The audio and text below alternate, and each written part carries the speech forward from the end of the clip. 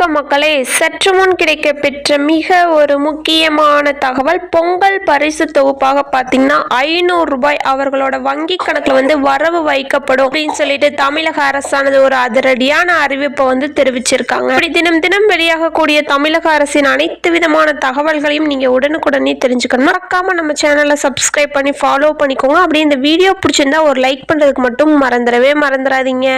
தமிழர்களோட பாரம்பரிய பண்டிகை இந்த பொங்கல் பண்டிகை. இந்த பொங்கல் பண்டிகையில பார்த்தீங்கன்னா ஆண்டுதோறும் தமிழகத்திடமிருந்து, அதாவது தமிழக அரசிடமிருந்து பொங்கல் பரிசானது மக்களுக்கு சென்றடையும்.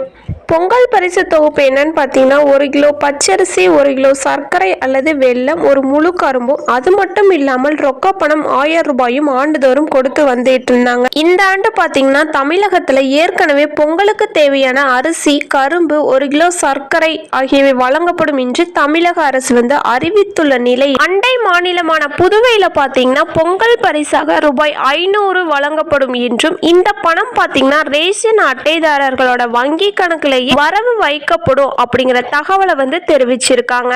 புதுச்சேரி மாநில அரசு வெளியிட்டுள்ள செய்தி குறிப்பில் பார்த்தீங்கன்னா புதுச்சேரியில் உள்ள ரேஷன் கார்டுதாரர்களுக்கு அரிசி, வெல்லம் மற்றும் பொங்கல் தொகுப்புகளுக்கு பதிலாக ரேஷன் கார்டுகளுக்கு தலா 500 ரூபாய் வழங்கப்படும் அப்படிங்கிற தகவலை தெரிவிச்சிருக்காங்க. அதாவது பொங்கலுக்கு முன்பாகவே அனைவரோட வங்கி கணக்கிலும் இந்த பணமானது வரவு வைக்கப்படும் அப்படின்னு சொல்லிட்டு புதுச்சேரி அரசு ஒரு திட்டம் தீட்டியுள்ளனர்.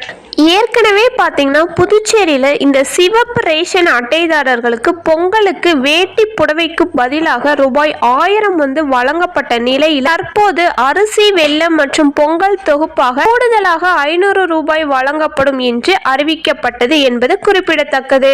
இதே போன்று பார்த்தீங்கன்னா மேலும் 500 ரூபாய் வங்கி கணக்கில் செலுத்தப்படும் தகவலானது தமிழகத்திலும் இதுபோல் ஒரு அறிவிப்பு வருமா அப்படிங்கிறத நம்ம தெரிந்துதான் பார்க்கணும். ஓகே கைஸ், வீடியோ பிடிச்சிருந்தா மறக்காம லைக் பண்ணிக்கோங்க. அப்படி இந்த வீடியோவை உங்க ஃப்ரெண்ட்ஸ் ஃபேமிலிக்கு ஷேர் பண்ணிக்கோங்க. தேங்க்யூ.